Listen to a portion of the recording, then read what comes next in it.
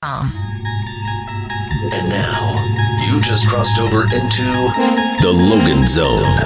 From ECU Pirate football to the whole college landscape to basically anything else that's on his mind, Coach Steve Logan's talking about it now. You don't coach at East Carolina. You don't come to East Carolina. You don't play at East Carolina with a weak heart. Tweet at Steve Logan Show with your takes or call 252-561-GAME for your spot in the Logan Zone. Brought to you by Bill Clark Homes, Greenville Utilities, and Bojangles.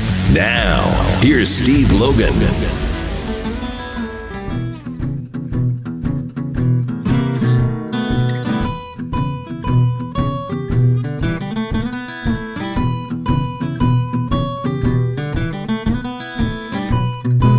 Welcome into the Logan Zone here, the final edition of the Logan Zone in the 25-26 football season. Obviously, we'll be back with you next football season, but this is the last show for this year. No guests today, so taking your calls the whole time at 252-561-4263. Intern Ryan is standing by to answer the phone. And reminder that the best caller does get a Bojangles 8-piece tailgate. At Bojangles, football season is tailgate season. And again this year, Bojangles is a proud partner with ECU Athletics to celebrate Pirate football. No matter where you are on game day, pick up a Bojangles tailgate box. All the chicken fixins, buttermilk biscuit, and fresh brewed tea hungry fans want. Remember this, Pirate Nation, when you want to step up your game day festivities, it's Bow time. Here we are, just a few days away from Super Bowl 60. Coach Logan, it's hard to believe.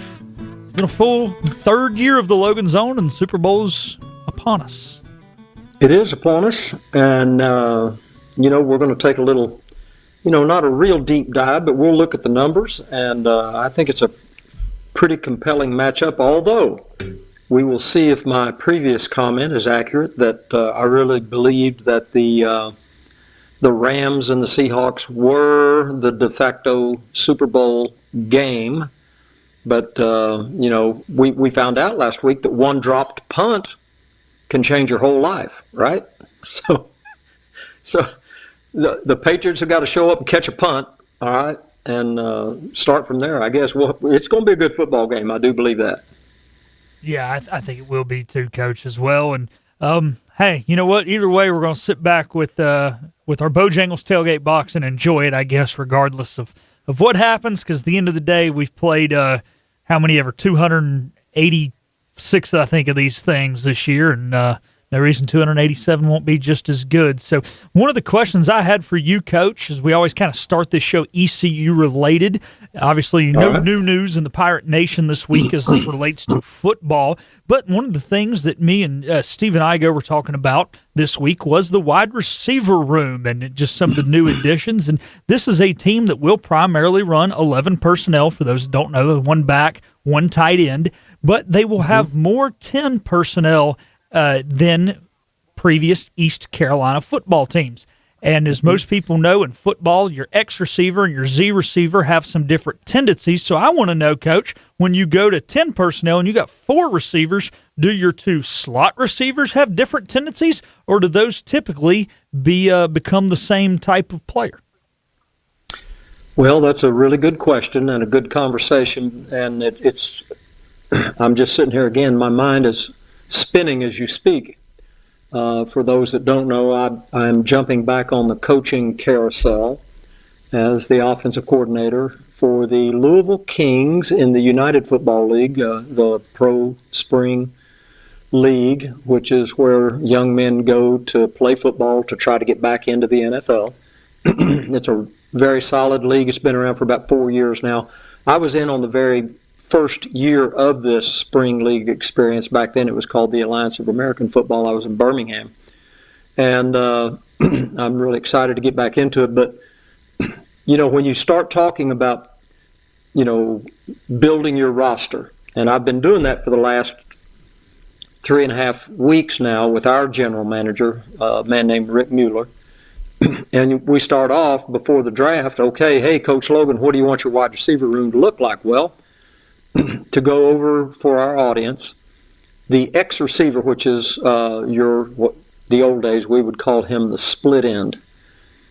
You when you're trying to build the perfect room, you would like that guy to be 6'3 plus, and you want him to be long, and the speed, whatever speed he brings you is, you can learn to deal with it. He can be really fast, he can be average, he can even be below average speed if he has the length.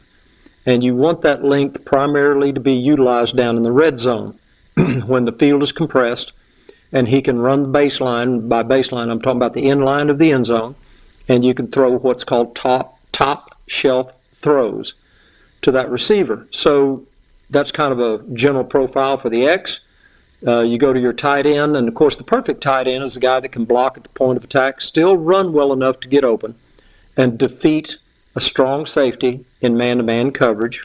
Think Travis Kelce with the Chiefs. He's a premier tight end. Who was the tight end that Matt Ryan threw balls to at the Atlanta Falcons? He's on television a lot now, but Tony Gonzalez. Tony Gonzalez, he's another guy like that. But those guys are kind of like unicorns. They're just so hard to find. And you kind of have to negotiate your way through the tight end position. You can, for instance, when I was at Tampa Bay, we had Kellen Winslow, and we had to manipulate Kellen's blocking assignments because he was so slight of frame. He wasn't a heavy tight end. He was kind of what you would call a tweener. He was a wideout, a little bit of a tight end. So we had advantages in the passing game, disadvantages in the run game. So you get all the way over to what's called your flanker, and would be the guy that's off the line of scrimmage to the tight end side normally. And this is where you want to absolutely have a speed guy that can take the top off of a secondary. And what I mean by that, I mean, most pass routes are built on a vertical principle. You need a deep receiver, an intermediate receiver, and a shallow receiver. And so your quarterback can read these stretches, a vertical stretch presented to the defensive secondary from the top down. So your quarterback is looking for the deepest. If he's open, he throws it. If the deepest receiver has taken the safety with him, then you're going to come into that intermediate piece of real estate. If that's taken, then you're back down into the around the line of scrimmage. So your Z receiver he really does need to be a speed guy. And so that leaves who? That leaves the slot, which is where this conversation started. The slot receiver should be a guy that can give you a section of the playbook that's built around option routes. There are ways to manipulate your X, Y, and Z receiver and your halfback and the one back in the backfield. And you can send them out on routes and create a way for the slot receiver, no matter what the coverage, you can create a way for the slot receiver to become singled up on some defender. And you need that slot receiver to be able to win that route, whether it's just a little 6-yard option route, 6-yard out route, 6-yard in route, what we call a sit route, or what we call a skin route, which is basically a little mini post on that one defender. And if you've got a receiving core that's built that way, you now have a full menu to present to the defensive coordinator, and he has to kind of pick and choose. And this is the chess match during the football game between the offensive and defensive coordinator. The defense coordinator has to choose, where am I going to expend my resources? And if you have a really good option runner, then you can go out there and really deliver some misery to a defense. I want people to think when Drew Brees was playing with the Saints, Sean Payton was the coach, and they, for 2, 3, 4 years in a row, were tormenting defenses with Alvin Kamara, who happened to be a running back that was capable of running great option routes. So all the way back to the slot, we want an option route runner. Now, when you go to 10 personnel, which is you're basically saying to the defense, we're going to throw the football. You take your tight end out of the game, you bring in another slot player. Well, this begins what I've been doing the last 3 weeks is you talk to your general manager, and this is when you're able to draft, okay, which is a little bit different than high school. College, you're going to the high schools, you're recruiting the best athlete available. And you could end up with all kinds of combinations of wide receiver rooms, and then it's your job as a coach to adapt to that room and accentuate their attributes and negate their liabilities. That's your job as a coach. So what do you want that second slot guy to be? If I was in the position where I could, drive up to the Dairy Queen and order a second slot player, I would try to get a hybrid guy that had some option route capabilities, but gave me a little bit of tight end bulk and girth so that I could put him over the middle of the football and execute, make sure that I can attack between the hashes, okay? Because your X receiver, he can attack between the hashes some. Your Z receiver, not so much. Your little slot receiver that's the option route expert, yes. And then all of a sudden, when you take your tight end out of the game, the tight end is routinely a guy that works the middle of the field for you. But if you're going to go 10 personnel, a lot, and it sounds like the new East Carolina coordinator may be accentuating some of that, I'd look for a kind of a hybrid. I mentioned Kellen Winslow, that kind of a football player to put in that slot and be fast enough. He would be a true wide receiver, but think about a 6'3", 210-pound kid that could, again, work between the hashes, but still give you speed enough to attack the middle of the field, get down the middle of cover 2, run through a single high free safety in cover 3 to create layered routes. You could run routes underneath this guy, or he could be the guy that comes underneath and creates a second level. But that would be where I would head, and it's just interesting. It's an interesting question that you asked because, again, I've been doing just that. We've been building our roster. We had our draft 2 weeks ago, and I'm a little, not disappointed is not the word, but we didn't get the 6'4" X or split end receiver. We got one I think he's 6'2", so there's enough length there. But the rest of the group, physically, I think we matched up all the things I'm talking about. It's an interesting deal. I mentioned this when East Carolina made their hire from North Texas, that the offense will look different this year, I'm guessing. When East Carolina, Coach Harrell hired John David Baker from Ole Miss, it was pretty predictable what the offense would look like, and indeed, it was a perfect blueprint template that came from Ole Miss to East Carolina. It's a proven college system, works very well. It's simple and productive. That's just all there is to it. It's very productive. It has some limitations to it relative to power. Power generation is where they have sacrificed in order to keep the field spread and generate explosion plays. And that's a general comment about that offense, but it's highly effective, as was evidenced. Over the last 2 years, East Carolina's offensive numbers were very, very good. And so you go to North Texas, and of course, North Texas is they're way on the other side of the spectrum past the Ole Miss idea. The Ole Miss idea, if you really examine it, Lane Kiffin wanted to run the football. And he wanted to run the football between the tackles in what's called an inside zone. And as long as you spread out with the receivers he presented you with, they would run the football. And as soon as you begin to get tired of having the football run on you, then the horizontal passing game kicked in. And East Carolina fans can relate to that.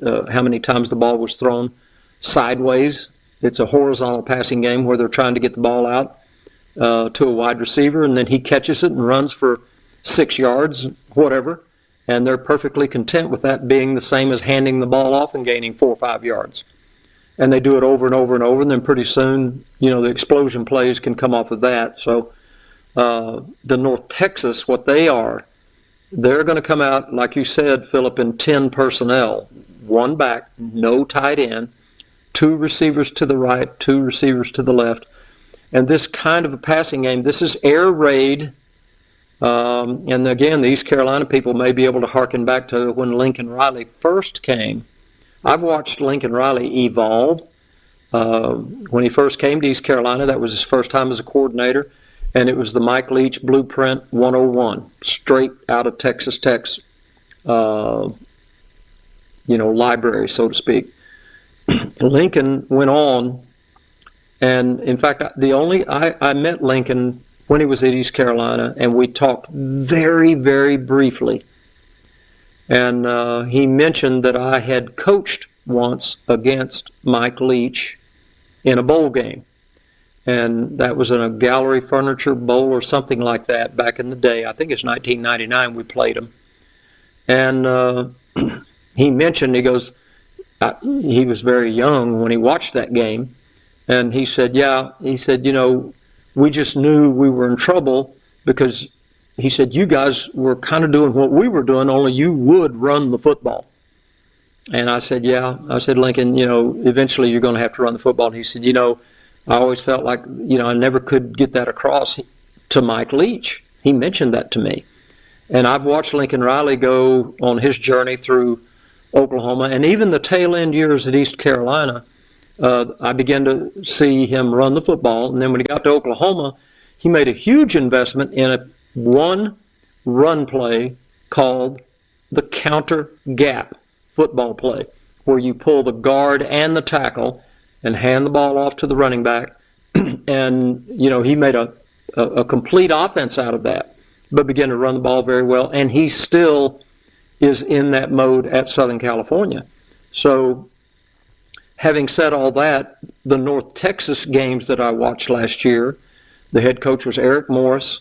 And Philip, what is the name of the young man they hired off of that staff to be the East Carolina's offensive coordinator? Jordan Davis. Okay, so Jordan Davis, what I saw, Eric Morris, and from what I saw, Eric Morris was calling the offense at North Texas. It was his offense. Jordan Davis only called the bowl game. Yeah, so there you go. And this is the normal ascension for these guys in this day and age. You work under Lincoln Riley. He had never called a football play till he got to East Carolina. And that doesn't mean anything other than what I just said. That's just all it means. There is a learning curve. We saw it with John David Baker. You saw it with Lincoln Riley, and we documented some of the disasters that took place in their journeys.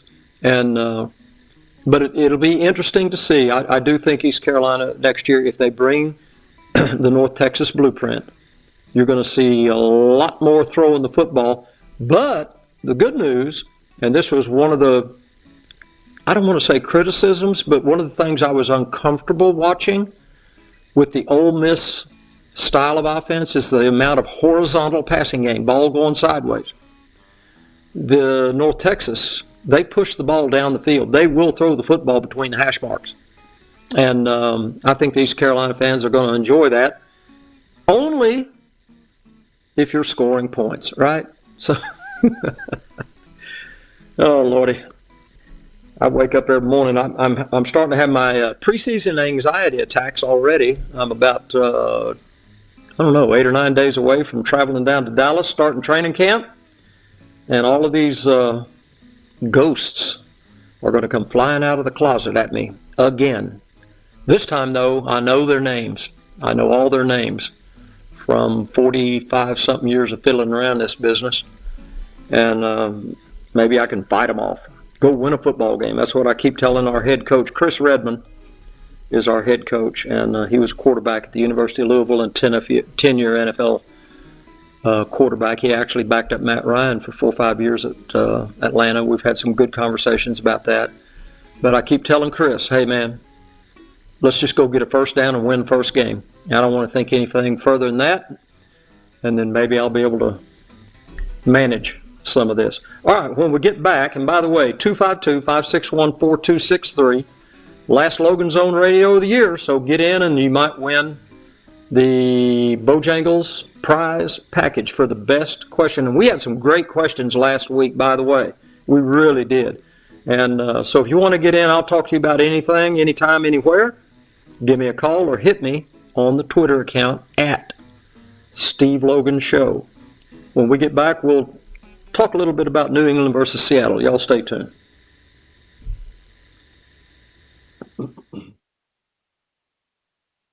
Turn your car into cash with an instant Kelley Blue Book offer from Barber Hendrick Honda in Greenville. Go online to barberhendrickhonda.com to value your trade, explore inventory, and apply for financing, all from the comfort of home. At Barber Hendrick Honda, we have great deals on new inventory and an extensive used inventory that includes all makes and models. Schedule service for your vehicle online and take advantage of our monthly specials. Barber Hendrick Honda, a proud member of the Eastern North Carolina community at the point of Greenville Boulevard and Memorial Drive. It's Bo time.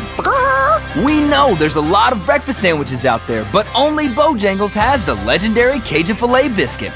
Shake things up with a boldly seasoned chicken breast on a fluffy, made-from-scratch biscuit with bow rounds and your choice of drink. So when you're craving something bold, something different, something that takes breakfast to a whole new level, the Cajun Filet Biscuit is waiting for you, along with crispy bow rounds and a drink. Order in the app or at Bojangles today.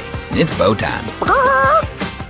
Are you unhappy with your smile? Doctors Bowman Paget and Associates can help you with state-of-the-art procedures to get your smile game day ready. Bowman Paget and Associates agree that dressing up like a pirate for game day is one thing, but smiling like one may not be the way you want to go. Schedule your appointment at bowmanpaget.com. That's bowmanpaget.com or call 252-752-1111. Doctors Bowman Paget and Associates. We are the dentist of ECU. Hey!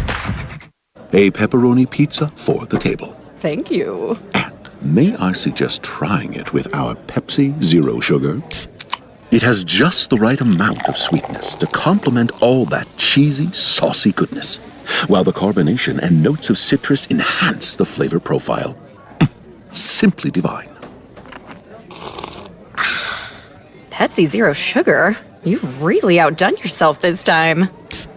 Pizza deserves Pepsi. Your vehicle packs a load of safety features to protect you in an accident. At North Carolina Farm Bureau Insurance, it's our job to protect you just as well after an accident. With fast claim service from local agents, our auto coverage is a lot like an airbag. We hope you never need to use it, but we're right there and ready just in case you do. North Carolina Farm Bureau Insurance, helping you is what we do best. In Greenville, contact your local Farm Bureau agent for a quote for your car, home, life, or your health. You'll be working with neighbors you can trust. People like Lynn Sugg, Justin Batts, or Austin Shackelford today. These agents are dedicated to protecting your family and your dreams. These Farm Bureau agents are knowledgeable in a wide range of insurance products, but they are tuned in to the Greenville community. Again, contact Lynn Sugg, Justin Batts, or Austin Shackelford today at Farm Bureau Insurance in Greenville at 252-756-3165. That's 252-756-3165. North Carolina Farm Bureau Mutual Insurance Company, Farm Bureau Insurance of North Carolina, Inc., Southern Farm Bureau Life Insurance Company, an independent licensee of the Blue Cross and Blue Shield Association. Guten Tag, this is meine Auto. Und this is meine key. And I only trust one place with meine key. Meine Key Car Care. They are so transparent with e-inspection, which shows photos of the problem and the fix. Meine Key is my favorite part of America. And my second favorite part? The cowboys and the horses. Remember, I only trust Meine Key with Meine Key, your one-stop shop for total car care. At participating locations, Meine Key locations are independently owned and operated. Coach Logan's in the zone. And now, so are you. Back into the Logan Zone. Brought to you by Bill Clark Homes, Greenville Utilities, and Bojangles. On 94.3 The Game and Talk 96.3.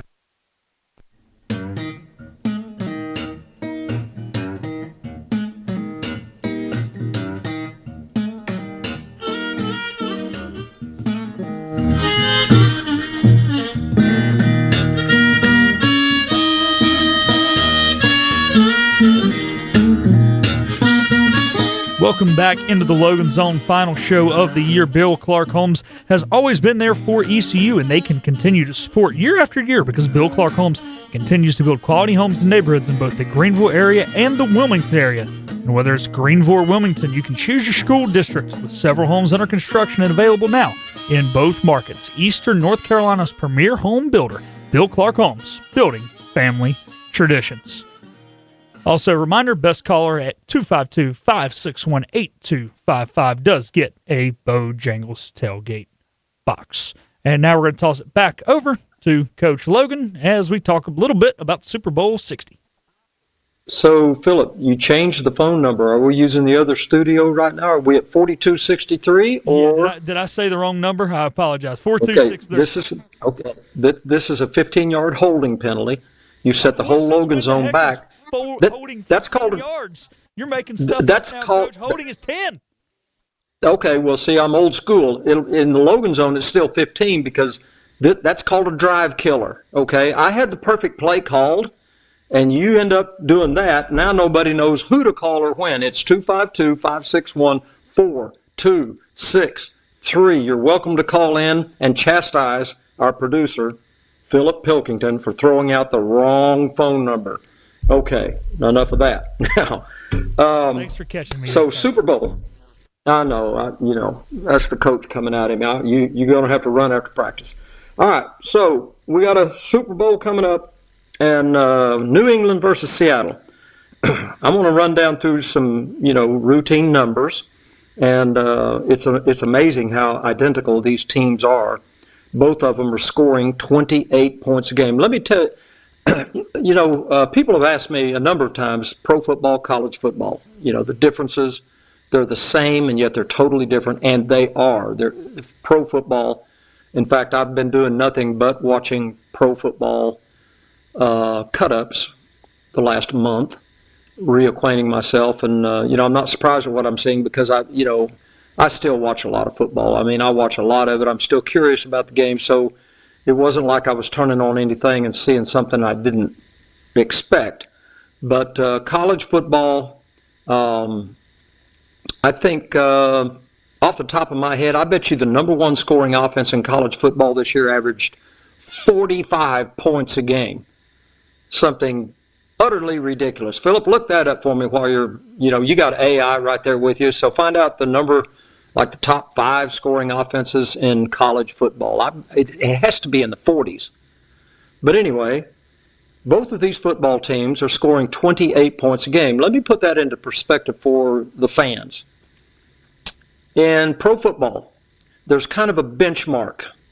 And that benchmark scoring offense-wise is 24 points a game. If you go into a pro football game and at the end of 4 quarters, you come out of the press box from calling the game and you've scored 3 touchdowns and a field goal, you've done okay. That's not dynamic, but it's winnable. You can win football games at 24 points a game in the NFL, provided your defense is not, some sort of car wreck. So the point is, New England is averaging 28 points a game. That's high-level pro football. When you're averaging 28 points a game on a 17-game season, Seattle is exactly the same thing. So both of these offenses are well organized, and the quarterback play is high level.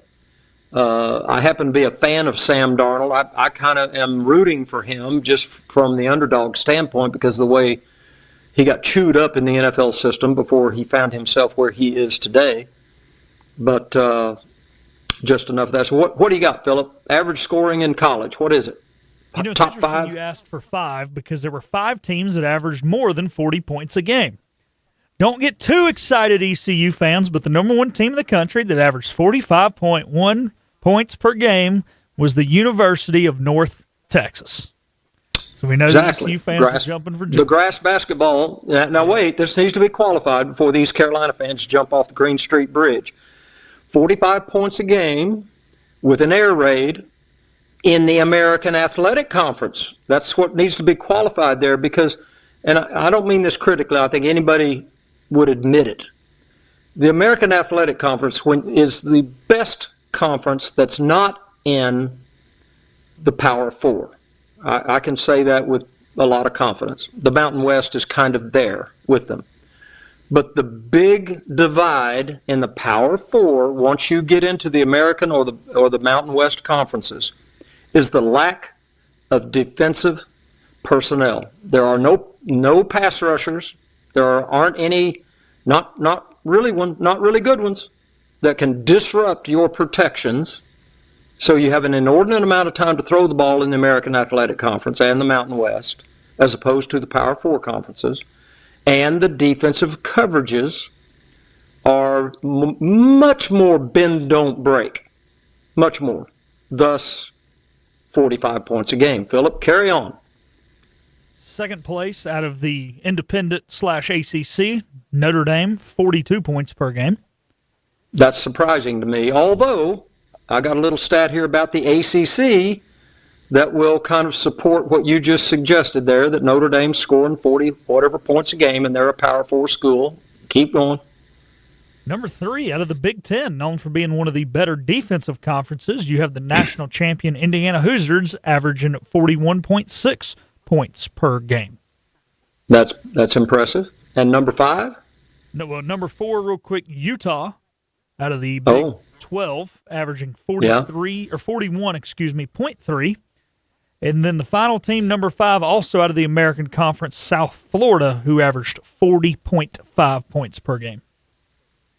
Well, and again, so I appreciate that, Philip. So the point I'm making is okay, we're back to talking about the Super Bowl, and you say, well, the Patriots are scoring 28 points a game, and the Seahawks scoring 28 points a game.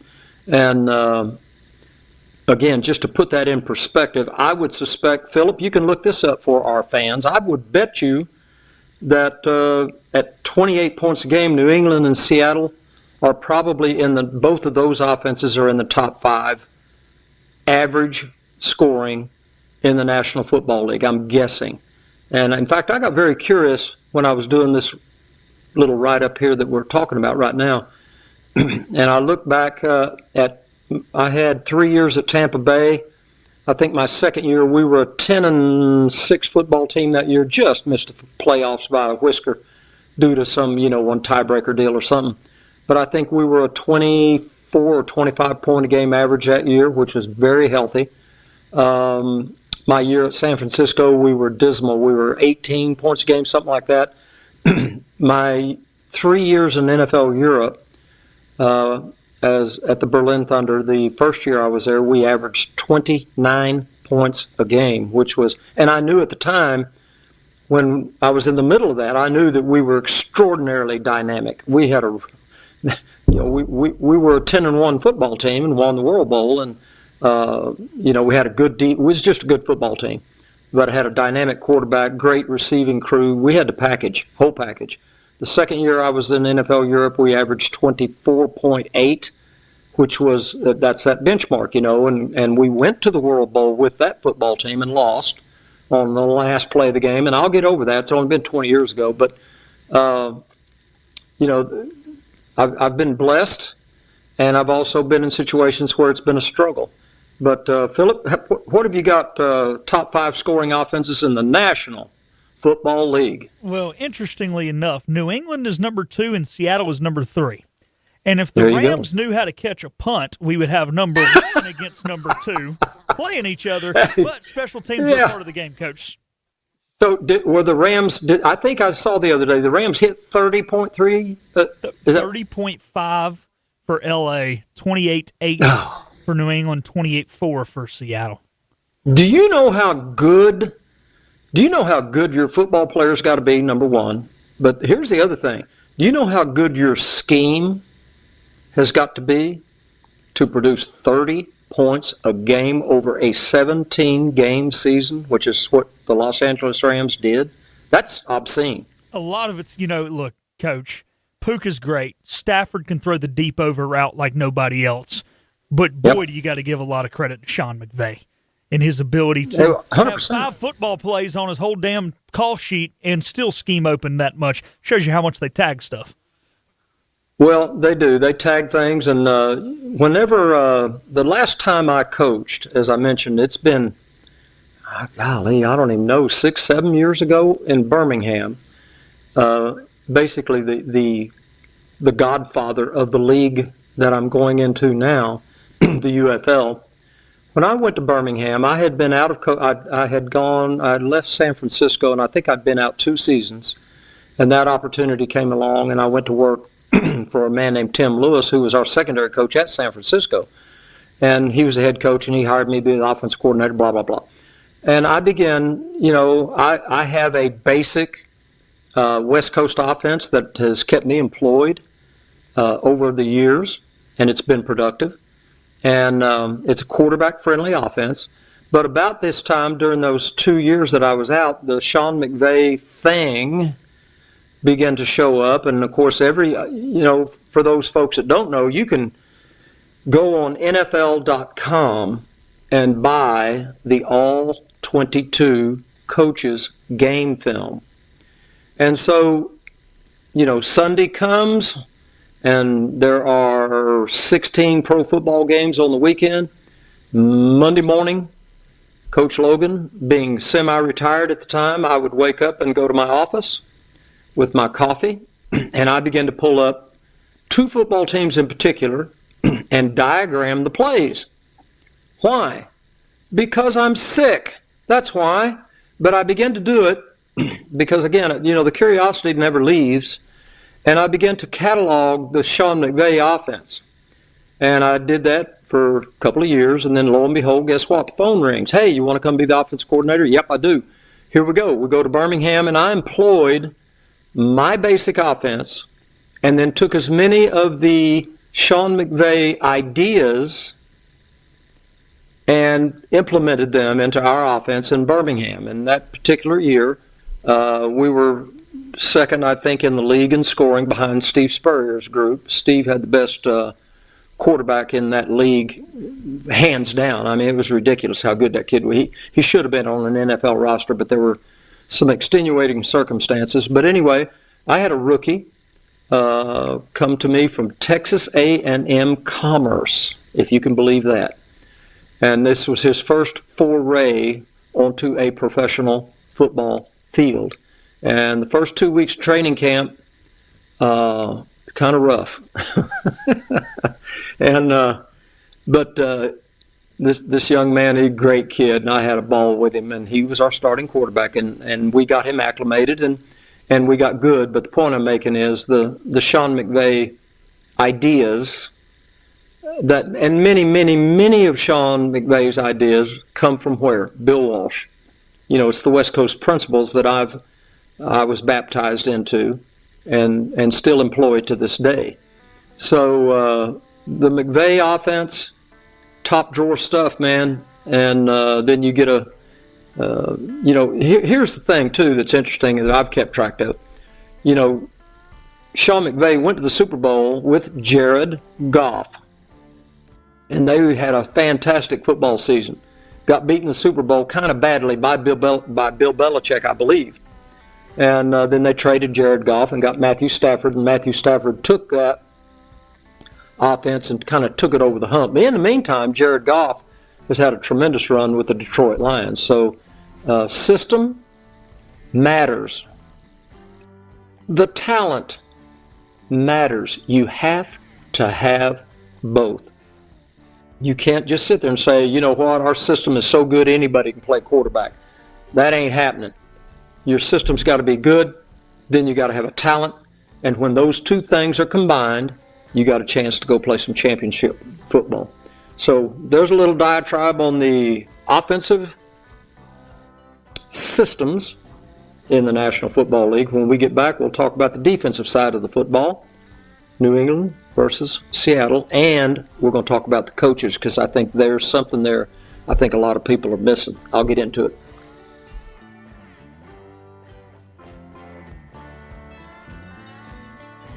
Have you been to Jaggers on Memorial Drive yet? I'm a Sports regular at teams Jaggers, win and and let me lose. tell you, if This you is want Rachel. fresh, not frozen, you need to come to Jaggers. Burgers, chicken sandwiches, all sorts of salads, and the shoestring fries. Oh, I love those shoestring fries. My favorite is the Berry Fresh Grilled Chicken Salad, one of the best salads I've ever had. My grandkids love the burgers and fries and the chicken tenders with the awesome honey mustard and ranch. Everything is fresh at Jaggers. They don't cut any corners. Jaggers on Memorial Drive in Greenville. Also now open in Fayetteville. Sports teams win and lose. This is Rachel Davis with Advanced Mechanical. Make sure the winning team is on your side by joining our Comfort Club for maintenance on your HVAC system. Don't wait. Prepare now for rising temperatures by joining our Comfort Club. Give us a call today at 252-355-9191. That's 252-355-9191. Or visit our website, advancemechnc.com.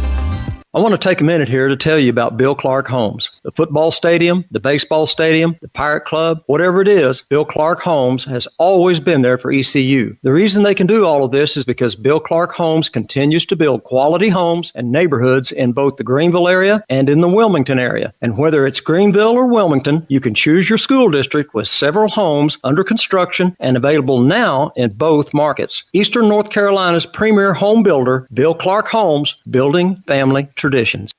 Medlin Chevrolet is your trusted Ayton dealership. Medlin Chevrolet has made their home in Ayton, serving Pitt, Lenoir, and surrounding areas for 7 years. We're growing. Now under construction is our brand new service facility to serve you even better. Try our service department for your work trucks, fleet, and personal vehicles, and you'll be with us for life. Our staff are courteous, service-minded professionals that answer the phones themselves and walk you through your purchase or service journey. Find the perfect vehicle for your lifestyle today at Medlin Chevrolet, Monday through Saturday, Highway 11, Ayton.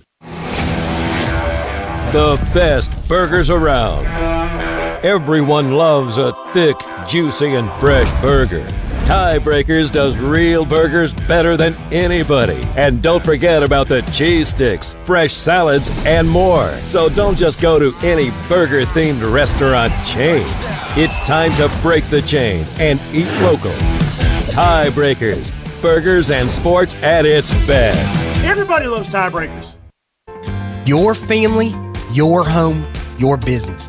When it comes to protecting what matters most in your life, you deserve an insurance team you can truly trust and that will go to work for you. At First State Insurance Advisors, you're working with hometown people right here in Eastern North Carolina. Our team, led by Clark Stallings, includes Keaton Smith, Regina Asby, Phil Leva, Max Joyner Jr., Max Joyner III, and Susie Heath. We are dedicated to providing our customers with professional insurance advice, competitive products, and excellent service. At First State, we are ready to advise you on your personal and business insurance needs, from life insurance that protects your family, to home and auto coverage that protects your personal assets, to commercial insurance for your business. First State Insurance Advisors has you covered. Call First State Insurance Advisors today at 252-917-8822. We would be honored to become your trusted choice agency. Go Pirates. Coach Logan's in the zone. And now, so are you. Back into the Logan Zone. Brought to you by Bill Clark Homes, Greenville Utilities, and Bojangles. On 94.3 The Game and Talk 96.3.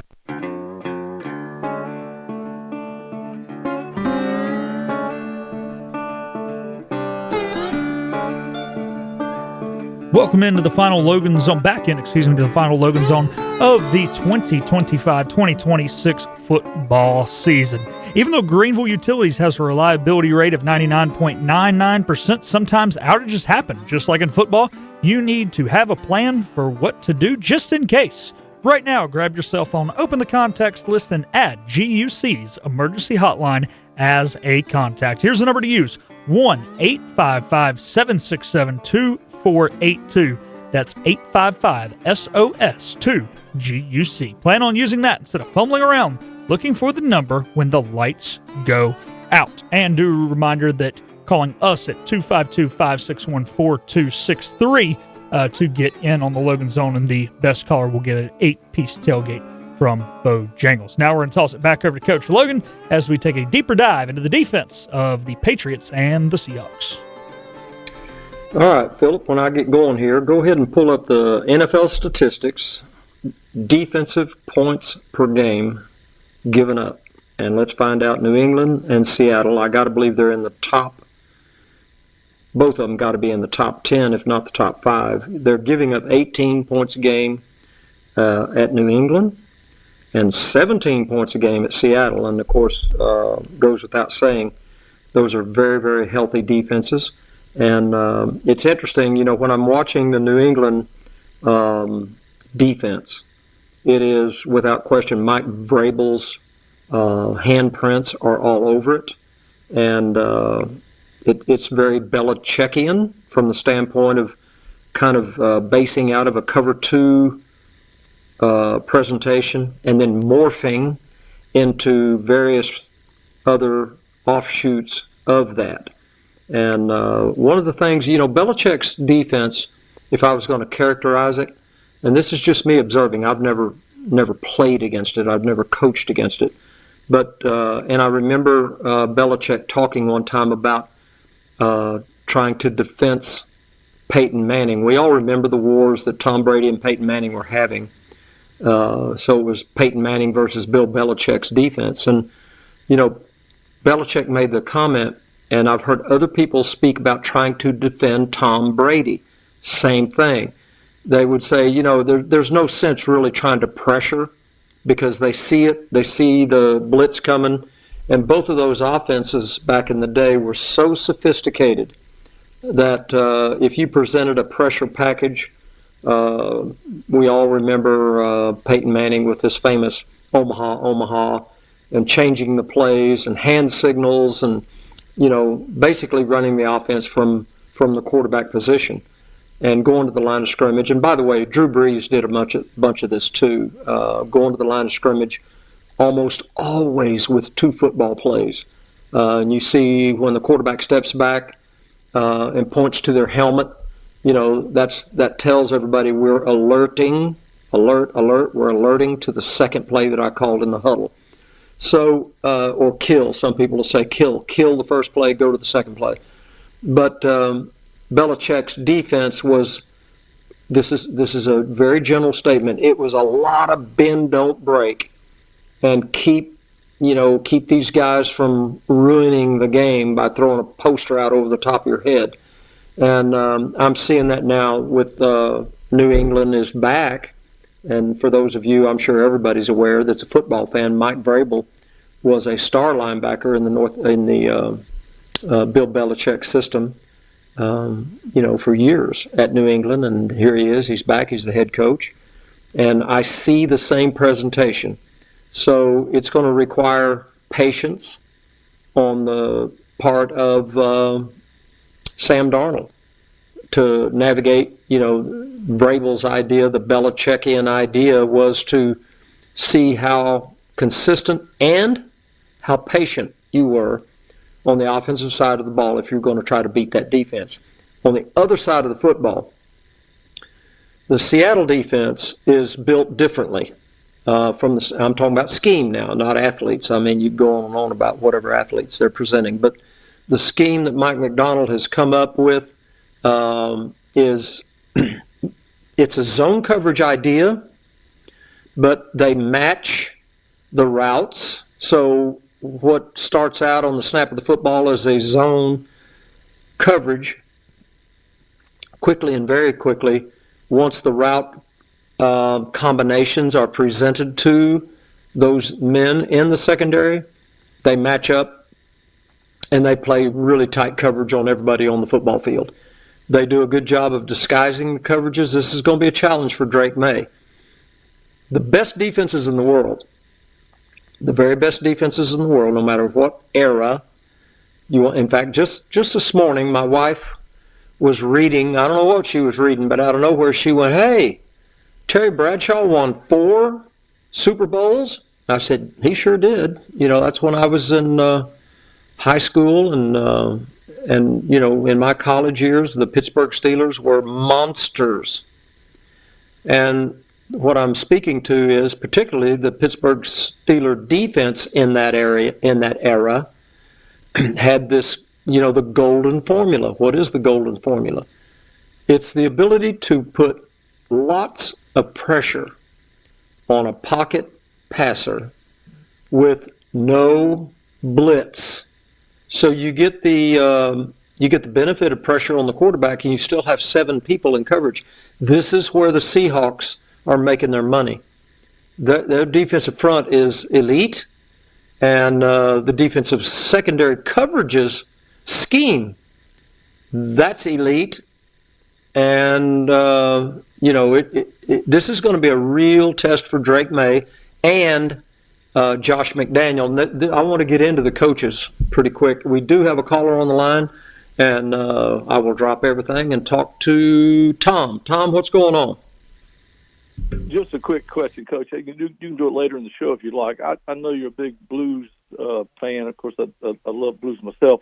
If you had to pick two performers to watch, like you would be watching the Super Bowl coming up, which two, living or present, present or past, would you have picked to listen to an hour each for? I'll hang up. Okay. Well, jumping into the blues world, which I can always do that in a second. The guitar in particular has always been a fascination for me, and I'm like everybody else my age. When we saw the Beatles perform, it kind of ruined all of us, and we all ran out and started a garage band, picked up a guitar. And I thank God I laid mine down at some point, tried to go make an honest living, so to speak, because it's kind of like being, in fact, I've got a little deal here.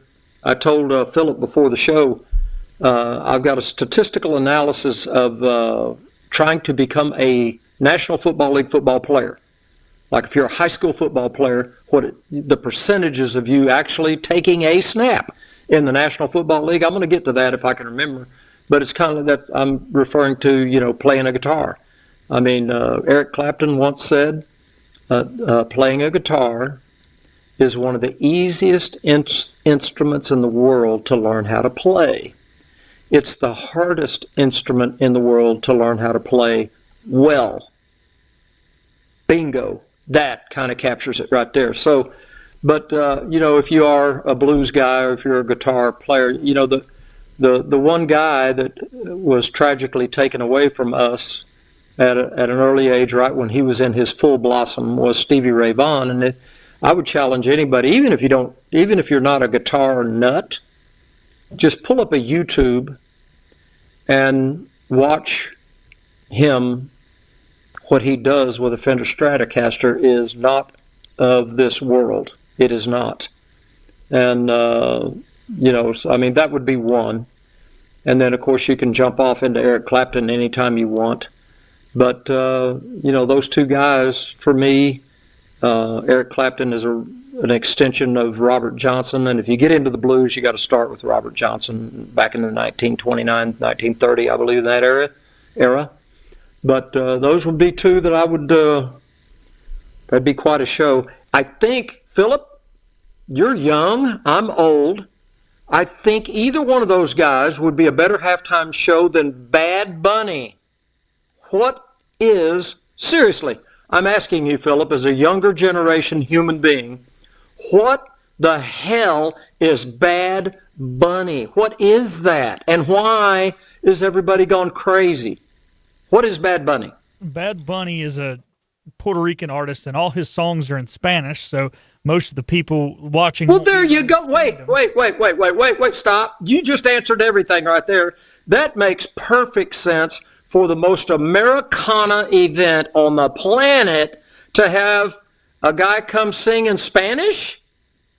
Is that right? Yep, in Spanish. Somebody shoot me. Okay, carry on. Tell me more about this clown. And I'm sorry, he's not a clown. He's a world-class artist, I guess. What is he? Yeah. Is it a rapper? I don't know, man. I don't listen to it. I don't understand it. I don't speak Spanish. But who's your assistant there? Ryan. Who's Ryan, you know anything about Bad Bunny? He said not anything, nope, and he's younger than I am. He's only 20. Are you 20? Yeah, he's 20. So we don't know about Bad Bunny. And here's the other thing, though. He is a Puerto Rican guy who refuses to perform in the United States because he hates Trump. But he doesn't know, I think, the Super Bowl's in the United States. Somebody must have not told him that, or maybe California doesn't count. But and in the meantime, I don't know. He didn't hate Trump enough to turn down, what, $100 million to come perform? I don't think they get paid, if I remember correctly. I don't think they get paid. They get paid afterward because he's going to sell it. Yeah, he'll sell $1 billion, right? He will. But, I'll be honest with you, Coach, and I think you're the same way as me. Halftime is when I make my way back into the kitchen to get the chicken wings and the little slider reset. Really, I don't watch the Super Bowl halftime show, regardless of who it is. I remember watching Prince. I remember Tom Petty and the Heartbreakers.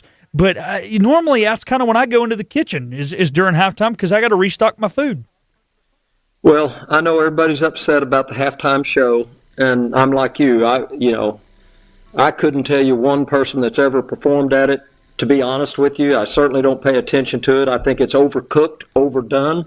I'd be fine if they came out there with an old-fashioned marching band and did a couple of cartwheels and went back in. I do know this. If I was a football player or football coach in the Super Bowl, I hated halftime of all football games that I coached in. I hated halftime. If we were doing poorly, I wanted to keep playing and fix what needed to be needed fixed. If we were playing well, I hated disrupting the momentum that I had built up. That's just me, but I know these Super Bowl halftimes, they got to be a half hour long, right? That's the issue. These guys are on the most important business trip of their life, Coach, and you're taking what has been 12-minute halftime since September, and now all of a sudden it's 25. I have met one person in my life who's played in a Super Bowl, and he played in 3 of them, that liked the longer halftime. And you know why?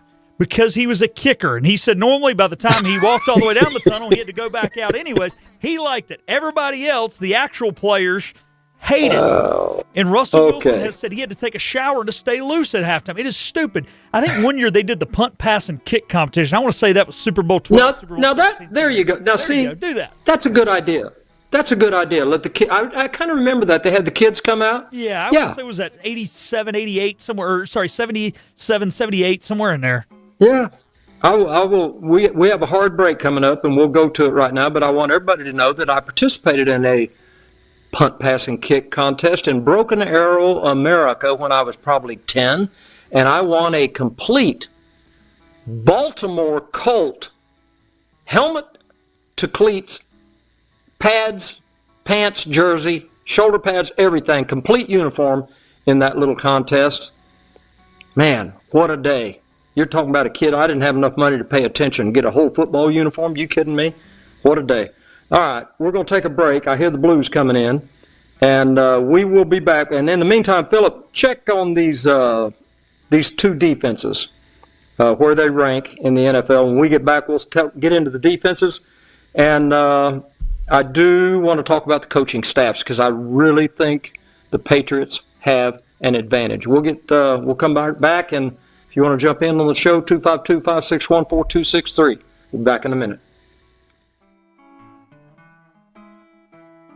Turkey, ham, bacon. These and other meats are great around the holidays and every other day, but they all leave behind grease when you cook them, and grease is a real pain in the drain. When you pour grease down a drain, it cools and can clog sewer lines. That can lead to sewer spills, which are messy, bad for the environment, and can also be expensive.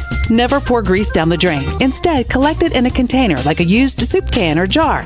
Let it cool and throw it away in the trash. Together, we can protect our sewer system and the environment. For more information, go to GUC.com.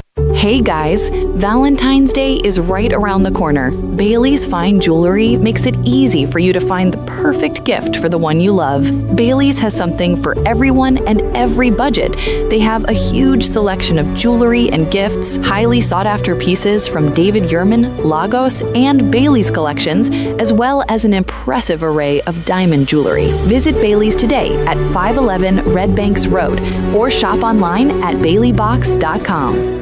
Texas Roadhouse in Greenville is the home of legendary food and legendary service. Start your meal off with a cactus blossom, fried pickles, or their famous rattlesnake bites. Then get ready for the main event, including legendary fall-off-the-bone ribs, country fried chicken, or one of the Texas Roadhouse hand-cut steaks. Texas side combos include chicken and ribs, sirloin and shrimp, or sirloin and ribs. For extra juicy flavor, try the bone-in ribeye. Texas Roadhouse, open every night for dinner and lunch on weekends, Southwest Greenville Boulevard. Healthwise Pharmacy rounds the bases with all of your infusion, retail, compounding, and medical equipment needs. Locally owned and operated by pharmacist Marcy Parker, Healthwise has grown to be your most trusted provider for infusion services. Currently providing in-home or on-site infusions in North Carolina, South Carolina, and Virginia. Visit Healthwise Pharmacy at 615B South Memorial Drive or call 252-295-0059 to speak to a patient service representative to find the option that best suits your needs.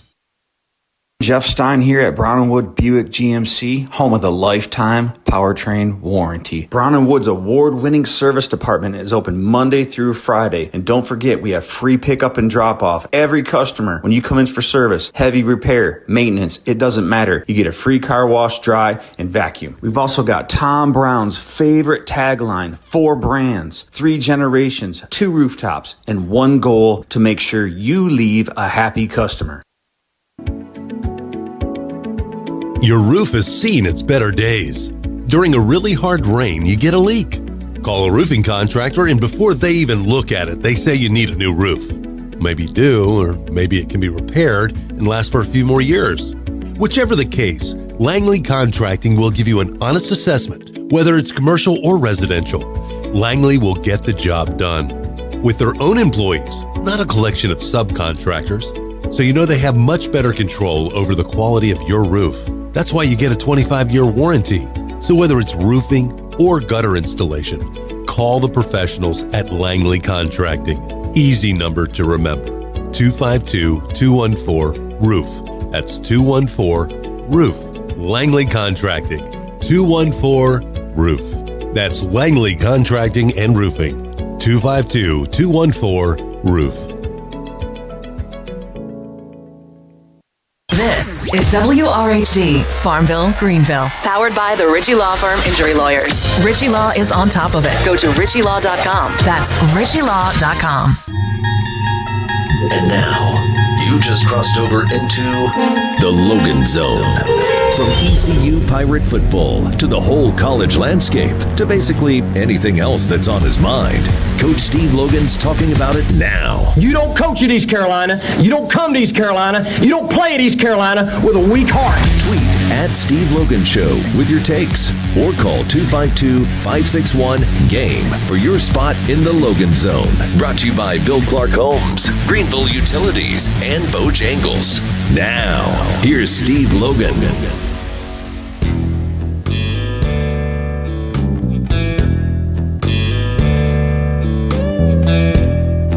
Welcome back in here, hour 2 of the Logan Zone here on our final Logan Zone of the season. We do have our second caller of the day on the line, and that caller is Vernie. So now we're going to toss it over to Coach Logan and to Vernie.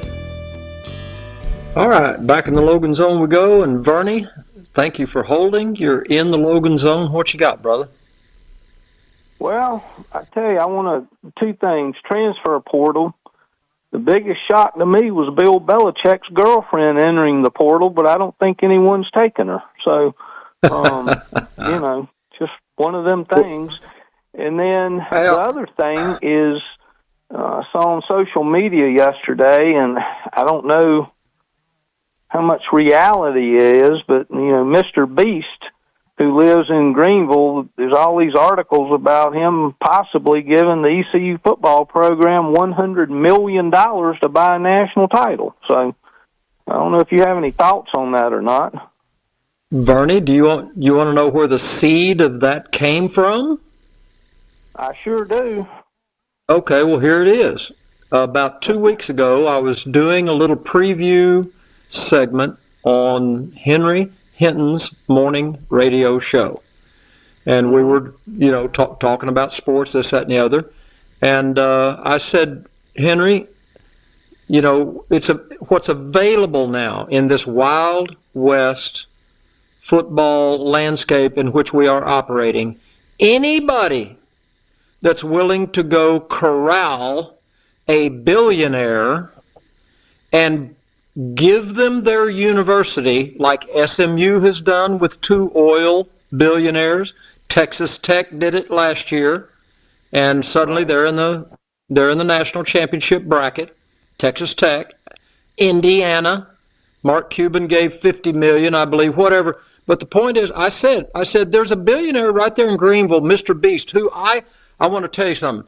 I have no idea what he is or what it's about. I know that all the young people latched onto these antics that he dreams up and puts on YouTube, and he's made himself $1 billion, which is genius level stuff, obviously. Yeah. But I said, here's what you do. if they would take me to see Mr. Beast, if I was still involved at East Carolina University, I'd go in and I'd say, hey, we're going to rename East Carolina University East Beast University. Okay? You're going to, and here's the thing about that I'm serious now. Okay? With the financial insights that this young man obviously possesses on how to make money, you know, I know, we all know that if in fact he decided to go in and brand East Carolina University with the Mr. Beast, whatever that is, yeah, he could give $100 million, go buy a national championship, and make money. He would make money off that thing somehow, some way, through branding, through advertisements. I don't know, but I mean, those people that are bent in that entrepreneurial way in this internet age, and everybody laughed when I said this, and then right after I said this, and Henry and I talked about it publicly on the show, I don't know if Mr. Beast is just kidding, but he did respond on social media. That's exactly where that came from. And so I hope he does it, because I've told people that if I was still involved at the college level, the most fun thing in the world to do in this insanity that we're living in is exactly what Indiana did. Now, you know, there were a lot of circumstances that came together for Indiana. You know, the coaching, the scheme, all of it, the players he brought from JMU, this, that, and the other, the money they provided to him to get this thing up and running. But guys, I'm just telling you, Indiana University, historically, in the game of football, they had to call a fair catch just to get the center snap to the quarterback. They've never made a first down in the history of their university, and they won the national championship this year. Point being, give me $100 million at East Carolina University or Southern Miss or JMU. Give JMU $100 million. Make me the head coach. I will personally get in my car and I will drive straight south, and I will go through Athens, Tuscaloosa, Auburn, Tennessee, you name it. I will go from school to school to school, and I will drive up to all of the backup defensive linemen to begin with. And I would say, hey, Billy, how much are you getting paid to be the backup 3-technique defensive tackle for Georgia? And he'd say, well, I'm getting $800,000. And I'd say, that's chicken feed. I'll give you $2.5 million. Come on, jump in the car. Here we go. And we're gone. I would get him. I would get 8 defensive linemen just like that. I would blow the market up. If you gave me $100 million, I would blow the market up. I would have 8 defensive linemen. I'd go back to JMU and deposit them in their little houses or whatever we bought for them. I would get in the car, drive back south. I would have an entire offensive line from the SEC. Same thing. I would double or triple their salaries, and they would come. You know they would. It sounds like you need to get a fleet of buses instead of a car. Well, whatever. I'm going to make trips back and forth I'd go, and that bus would be full when I came back. And let me tell you something, brother. About the time next year's kickoff came up, the JMU or East Carolina or whatever school that gave me that ability, we would come out of the tunnel, and I promise you, anybody that we were playing would look and go, what in the wide world of sports is going on here? And then we would kick off, and we would absolutely curb stomp everybody that we played, because I would have an NFL quarterback under center. I would have a defensive secondary that could outrun flying footballs, linebackers that hate everybody, okay, and enjoy violence. And I'm just telling you, This is available to everybody that's out there 2 years ago, Southern Methodist University bought the ACC Conference Championship 2 years ago. Just flat out bought it. And they almost did it again this year. Texas Tech bought the Big 12 Conference last year. Okay? Indiana pulled their deal. So I'm just saying, if this kind of harkens back. Let me show you a parallel. Okay? Let me give you a parallel. Vern, back when I was coaching, there was a loophole academically to schools. You could bring in a kid to your school to play football, but he wasn't eligible to play his first year, but you could get him in school, and it was called a Proposition 48 entry. Right. Okay? I remember that. Okay. Do you remember when Louisville, out of nowhere, the University of Louisville, which was originally in Conference USA with me, East Carolina, and all of a sudden out of nowhere, Louisville, just what I'm talking about, they came trotting out of the tunnel, and I went, what the heck? I'm talking like they looked exactly like you're supposed to look. Well, guess what? I found out that the University of Louisville had an unlimited amount of Prop 48s. They had 40 and 50 of them in their program, matriculating up and through. And guess what? Do this for me. Somebody pull up a map. This will surprise you. Pull up a map, find Louisville, and there's a highway, and it goes south out of Louisville, Interstate 65. And this will shock you geographically. From Louisville to Alabama is only like a 3-hour, 4-hour drive.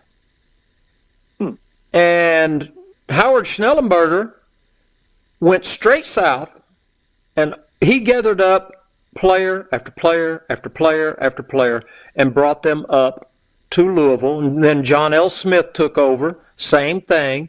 But the point I'm making is, and I said this to our administration at East Carolina University, they gave me 8, and I had to fight tooth and nail to get 8 Prop 48s, just 8. And Coach Logan, they have to be only from North Carolina. In the meantime, parameters when there were no parameters. That's exactly my point. We're in the same environment again. There are no parameters. Why don't we just totally go for it? It's legal. Yeah. And of course, they came back to me and said, well, we have to have some academic integrity. That was the word they kept saying, academic integrity. And I kept saying to them, you know what? When we go out there and play Louisville this season, and it's 48-10, Louisville, are you going to call me and say, Steve, great job with the academic integrity there Saturday night, buddy. We're all for you, and we're proud of you. No, you're not going to make that phone call. The Board of Trustees and everybody else involved is going to huddle up behind their little powwows like they do, and they will get me fired. But it was an uneven playing field. You want to know where else the uneven playing field was? And people said, oh, Logan's making excuses. I'm just telling you the truth, okay? Southern Mississippi. They had an academic loophole. And we were playing them in the 90s, and Southern Mississippi came out of the tunnel, and they had an NFL defensive front every single year. How's that possible? Well, here's how it's possible. East Carolina, for me to get a junior college football player, there could be no D's, nothing below a C, no D's on the transcript. Hold that thought. There are 10 football playing junior colleges in the state of Mississippi, 10 of them. Southern Miss, you could get into Southern Miss if you were majoring in brake pads, transmissions, and flat tires. Okay? Right. So am I painting the picture for you here, what we were dealing with? Yeah, you were handcuffed.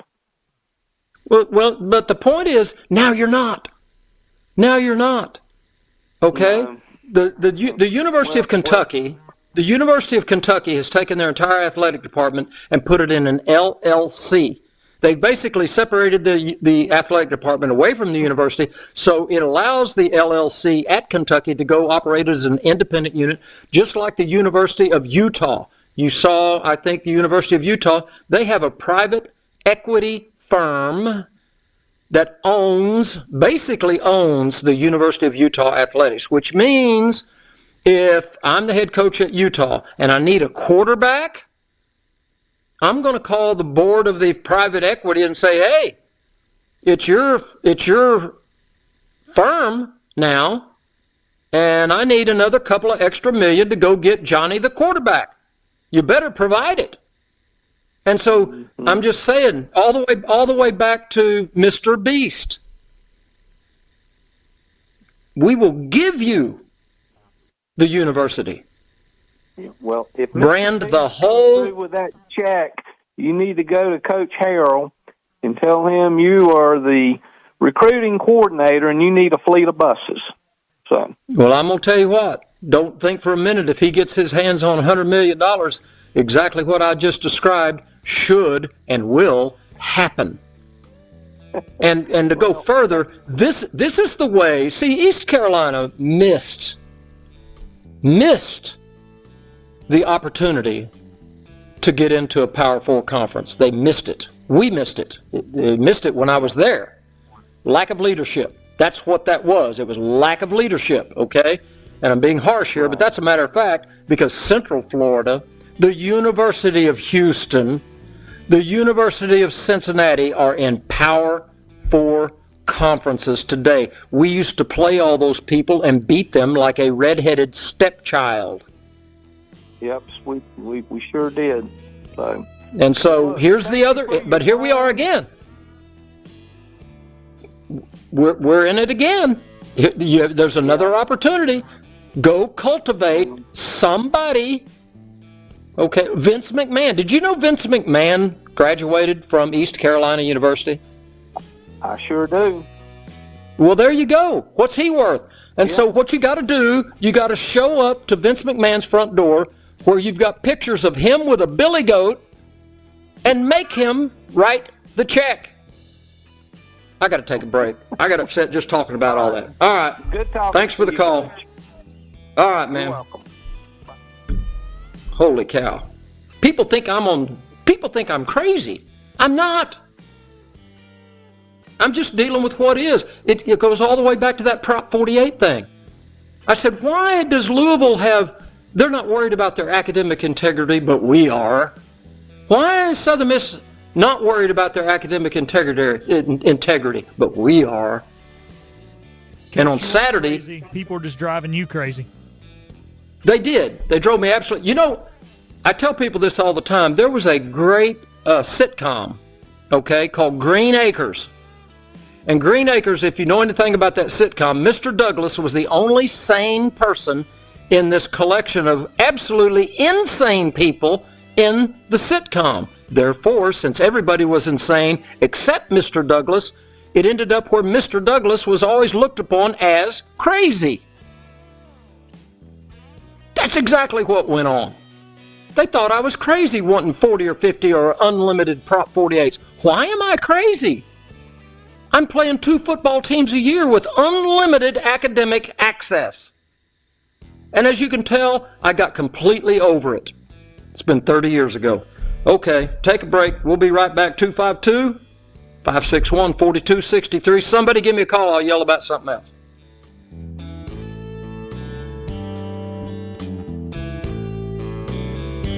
It's bow time. 'Tis the season for food and family, but thanks to Bojangles, you don't have to spend hours in the kitchen when loved ones come home for the holidays. Set down the spatula and put away the mixing bowls, because this holiday season, Bojangles is ready to help you celebrate with all your family favorites like Chicken Supreme, Cajun filet biscuits, or a big bow box of hand-breaded chicken, scratch-made biscuits, and fixins for the whole family. At Bojangles, football season is tailgate season, and again this year Bojangles is proud to partner with ECU Athletics to celebrate Pirate football. No matter where you are on game day, pick up a Bojangles tailgate box with all the chicken, fixins, buttermilk biscuit, and fresh brewed tea hungry fans want. Remember this, Pirate Nation, when you want to step up your game day festivities, it's Bo time. Because the Carolina Legend has everything you're craving. We're talking crispy, juicy chicken loaded with real Southern flavor, fluffy, scratch-made buttermilk biscuits, and all the fixins to feed your whole crew faster than you could say touchdown. Order your tailgate today. It's Bo time. Listen up, football fans. You won't want to miss this. Right now, new Bet365 customers bet $5 and get $200 in bonus bets, win or lose. So you could turn that $200 into something bigger when you bet on moneyline, spread, totals, player props. $200 in bonus bets when new customers bet $5. I know where I'm going to bet from now on. Ever Ordinary at Bet365. Gambling problem? Call 1-877-718-5543 or visit morethanagame.nc.gov. Must be physically located in North Carolina. T&Cs apply. In-app only. Your vehicle packs a load of safety features to protect you in an accident. At North Carolina Farm Bureau Insurance, it's our job to protect you just as well after an accident. With fast claim service from local agents, our auto coverage is a lot like an airbag. We hope you never need to use it, but we're right there and ready just in case you do. North Carolina Farm Bureau Insurance. Helping you is what we do best. North Carolina Farm Bureau Mutual Insurance Company, Farm Bureau Insurance of North Carolina, Inc., Southern Farm Bureau Life Insurance Company, an independent licensee of the Blue Cross Blue Shield Association. In Greenville, contact your local Farm Bureau agent for a quote for your car, home, life, or your health. You'll be working with neighbors you can trust. People like Bill King, Jake Allen, or Jack Metz. These agents are dedicated to protecting your family and your dreams. These Farm Bureau agents are knowledgeable in a wide range of insurance products, but they are also tuned in to the Greenville community. Again, contact Bill King, Jake Allen, or Jack Metz today at Farm Bureau Insurance in Greenville. 252-756-3165. That's 252-756-3165. Do you need to lose weight, but you want to do it with the safe supervision of a capable doctor? Eastern Physical and Lifestyle Medicine specializes in patient weight loss. Dr. Billy Smith will help you in your weight loss journey. Weight loss does not have to be unaffordable. Dr. Smith is board certified in physical and lifestyle medicine. If you have high blood pressure, diabetes, high cholesterol, or other medical problems, Dr. Smith can prescribe the right GLP-1 drug for you, including Wegovy, Mounjaro, or a generic that you can afford. Most patients lose 30 to 50 pounds. He'll also educate you on a plan for a lifelong management of your weight. No expensive membership fees and your insurance is accepted. Eastern Physical and Lifestyle Medicine, directly across the street from ECU Medical Center on Stantonsburg Road. For appointments, call 252-215-9294. That's 215-9294. And get on the road to healthier living.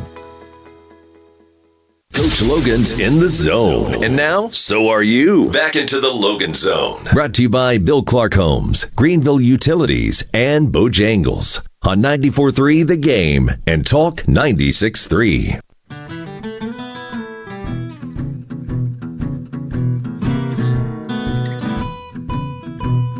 Welcome back to the Logan Zone here as we wrap up the season. Our final one here is we're previewing the Super Bowl. Coach has done a little deep dive on the offense. I think we're going to wrap up the defense.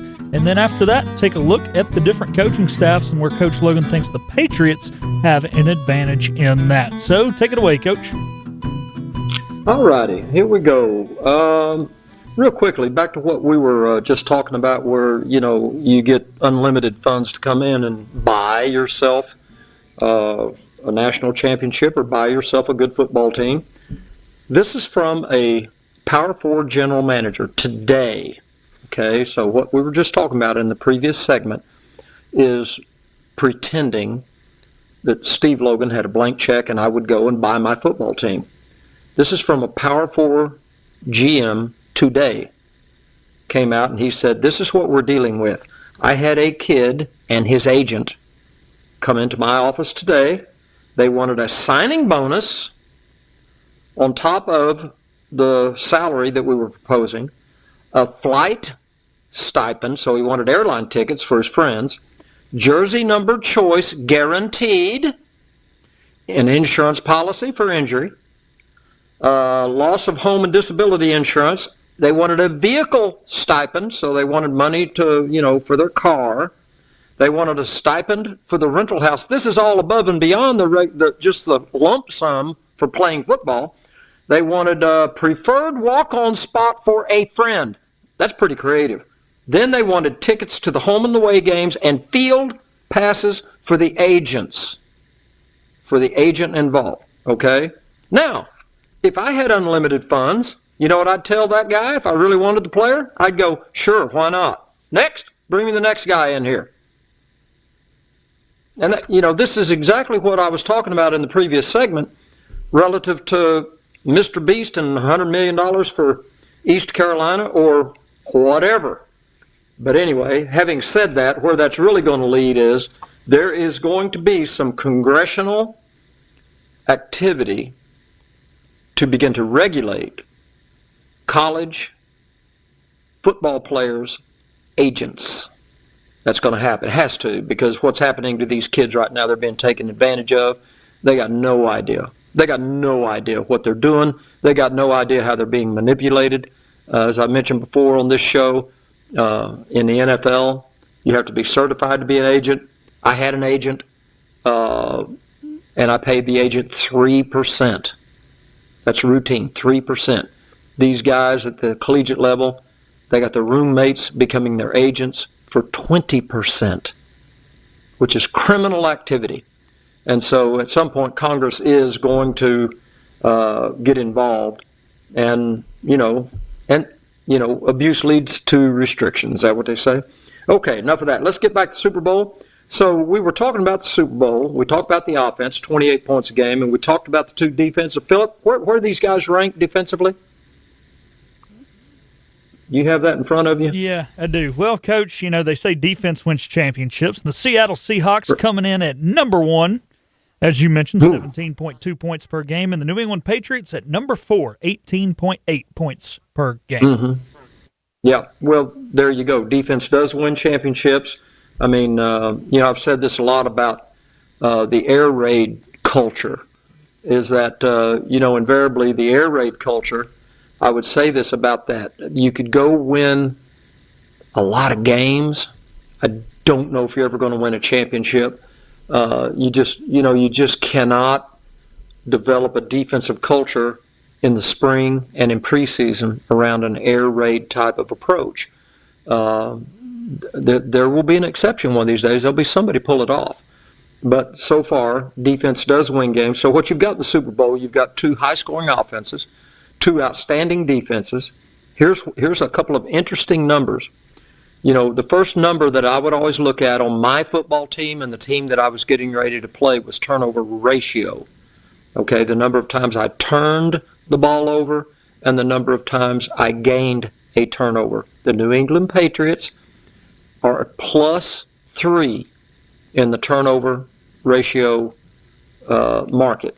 Okay, the Seattle Seahawks are -3 in the turnover department. So there's a slight edge there, but that's a big, big deal, just to have a slight edge in the turnover department. Now, let's get to the coaches. Now, this is where I think right now, Philip, I've glanced earlier on, I think the Seahawks were a 4-point favorite early on. Has that line remained pretty steady, or has it gone up or down? Are you on top of that? I'm seeing 4.5 right now, Seattle. So you have pretty much the same. Well, one of the places where I see a very clear advantage is in the coaching. Now, I think Mike McDonald and Clint Kubiak is the offensive coordinator for the Seahawks. Clint Kubiak is the son of the Kubiak that basically helped invent the zone scheme for Mike Shanahan at the Denver Broncos and won 2 Super Bowls with John Elway. This is his son. And the fingerprints, I can identify it because this is generational now. I'm watching the son produce the same run game, the same play actions that his father did for the Broncos under Mike Shanahan with John Elway. So the offense is very well thought out. I think Clint Kubiak he'll be a head coach soon. very soon, probably next year. At the end of next year, he'll probably be a head coach. Mike McDonald is one of the, obviously a bright up-and-coming. He's the head coach of the Seahawks. And a defensive, his expertise is defense. That is his defense that you're looking at. I don't know who the defensive coordinator is for the Seahawks, but Mike McDonald's doing it. Okay? All right. Two bright men. Go over to the New England Patriots. What am I looking at? Mike Vrabel. Again, we talked about him briefly. So he's implemented the Belichick blueprint. It's back in place at the Patriots. Mike Vrabel, I'm guessing, has a minimum of 2 Super Bowl rings, maybe 3, because he was riding right along there with the Tom Brady era, as I remember, as a linebacker. Yeah, he and was a on the first fantastic 3 Super Bowl teams in New England, 01, 3, 4.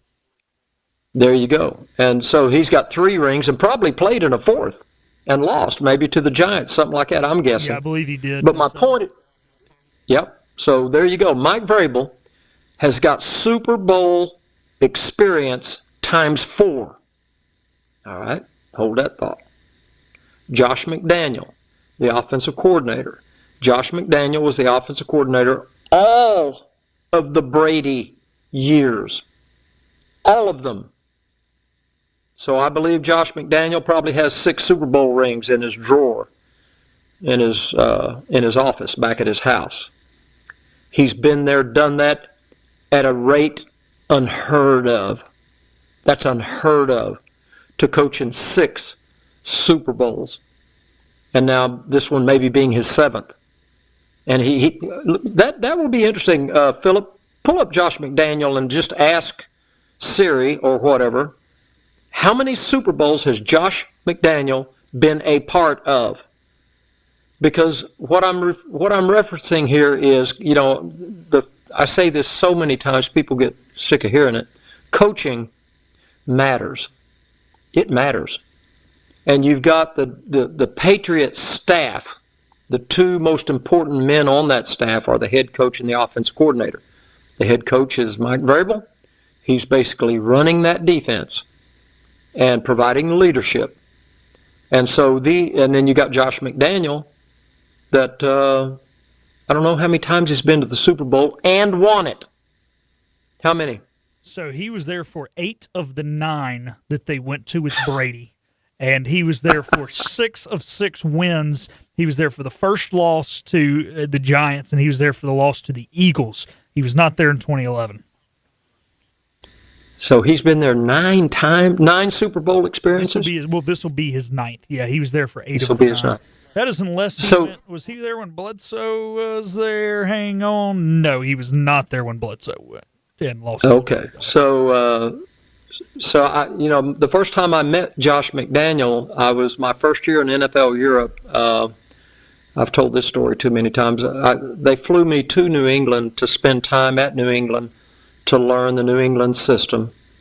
And they wanted me to coach Tom Brady's backup, Rohan Davey, which I did, and took him over to Europe with me, and we won the Super Bowl. And we used a lot of the Patriot blueprint on the offensive side of the ball.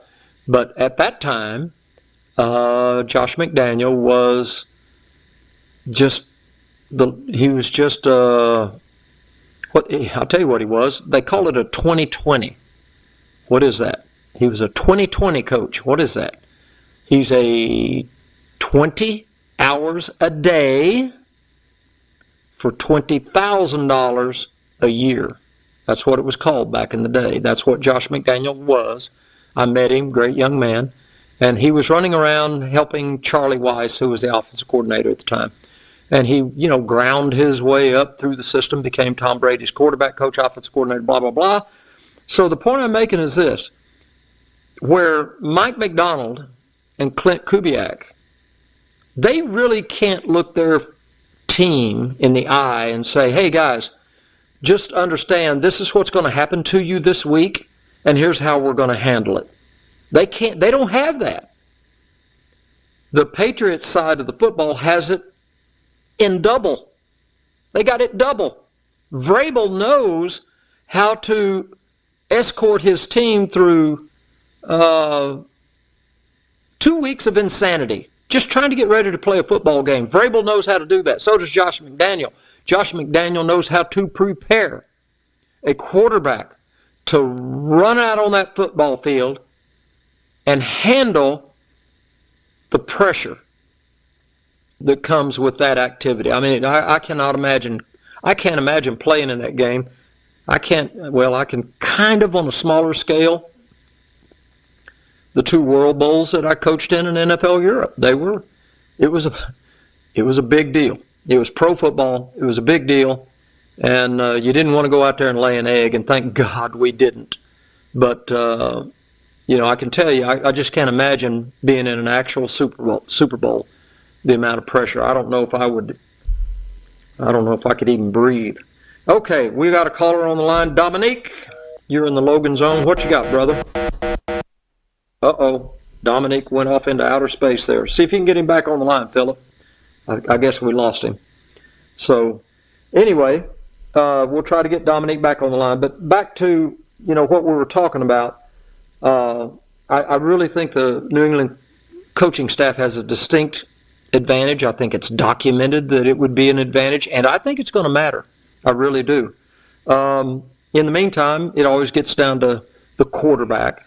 And, the quarterback is the most important position in sport, one of the most difficult positions to play in sport. And Drake May and Sam Darnold, 2 pretty good quarterbacks right there. They wouldn't be there. Okay, we think we've got Dominique back on the line. Dominique, are you there? Yes, Coach. Thanks for taking my call. How are you tonight? I'm doing great. What's going on? Where are you calling from? I'm calling from Greenville, but I am a Syracuse fan, and I got some questions about our hurt quarterback and just if we should expect him back for the season after tearing his Achilles in Clemson last year. I don't know if you saw him play, Steve. I did. But we went 3-1 with him, and then after he popped his Achilles in Clemson, after beating them on the road, everything went south. So I don't know if you have had any experience with any quarterbacks over your career hurting your Achilles, but I just wanted to get your take on it and to see if, because it's not an arm injury, is it going to affect him at all when he comes back this year? Dominique, you brought up an old scar. As you mentioned, a quarterback getting hurt early in the season. In 1992, my second year as a head coach at East Carolina, I had a young man named Marcus Crandall that eventually, he won. He played for me for 4 years, but his freshman year, he broke his leg terribly in a football game. And we were a 1-1 football team at the time, and then we proceeded to go 2-9 that year, the moment he got hurt. So I have an intimate experience, and I watched the game where the young man at Syracuse tore his Achilles. He's a fabulous college football player, really, really good. And then I could relate to what the Syracuse experience was this year. I kind of watched it all year long, and it's brutal. It's just brutal because you go out every game and you just know you're not going to score a touchdown. You just know it. And so you go out there and do your best and kind of live through it, and then hope to goodness that the young man can come back. Can he come back from an Achilles? Absolutely he can, and he will. Okay? And, and I got to believe he's still there at Syracuse. I don't see any reason why he would have entered the portal. But if he's still there, I think Syracuse will jump up off the carpet and be a healthy football team, particularly on offense, because that kid's good now. He had all the throws, and he caught my eye like the first time I ever saw him play. So, I think there's some good news ahead for Syracuse, and but yes, he will be able to come back from an Achilles. It's an injury. It's common injury in the NFL. There's so much torque.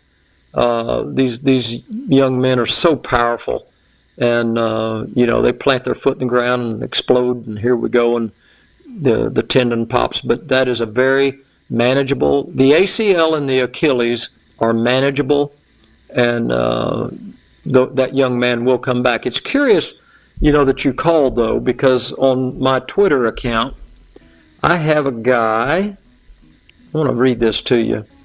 He says, this was right when you called in, Dominique. He said, Coach, love the show. Thanks for doing it every week. Question for you. While you were head coach at ECU, what was your favorite stadium to play in?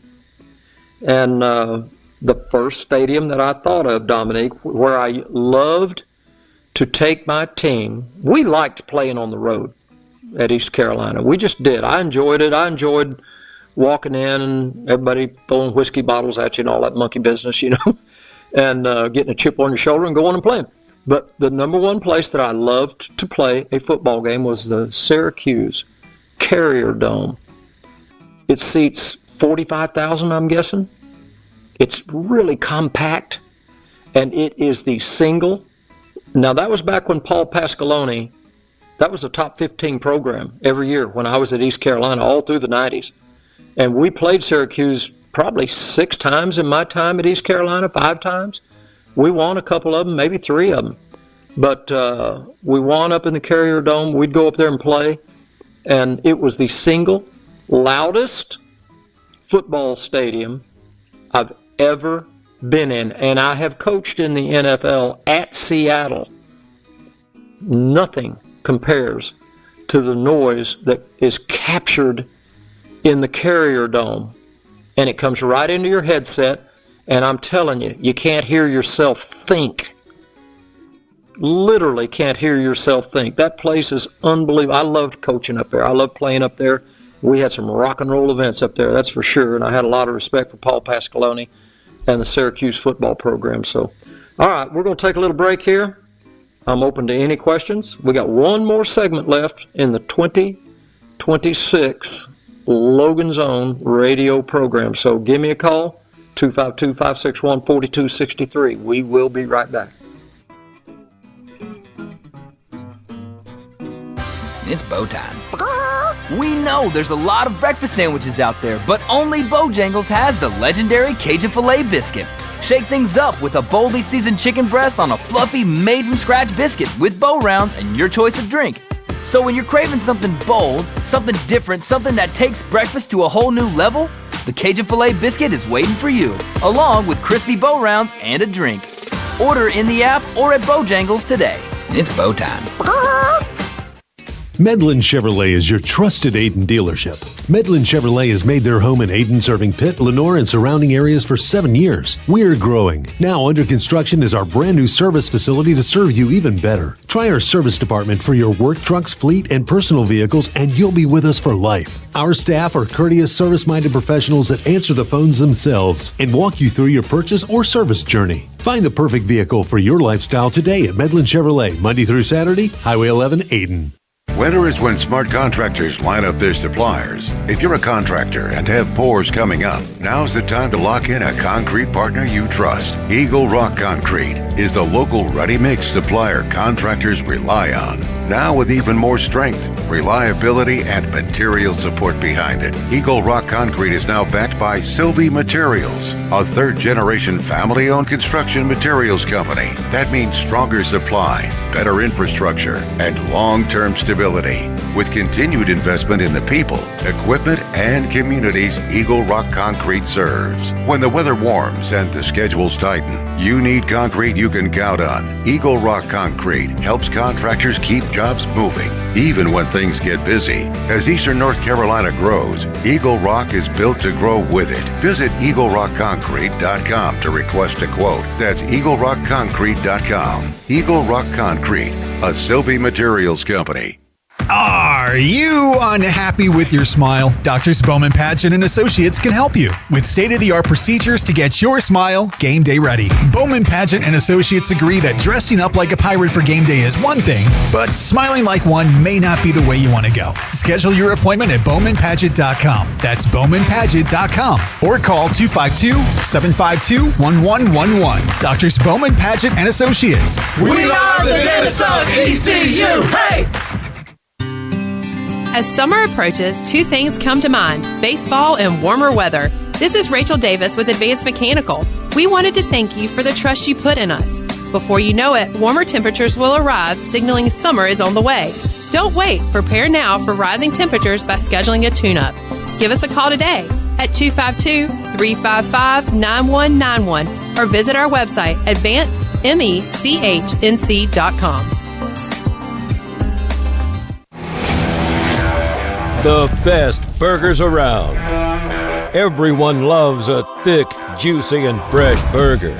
Tiebreakers does real burgers better than anybody. And don't forget about the cheese sticks, fresh salads, and more. So don't just go to any burger-themed restaurant chain. It's time to break the chain and eat local. Tiebreakers, burgers and sports at its best. Everybody loves Tiebreakers. Coach Logan's in the zone. And now, so are you. Back into the Logan Zone. Brought to you by Bill Clark Homes, Greenville Utilities, and Bojangles. On 94.3 The Game and Talk 96.3.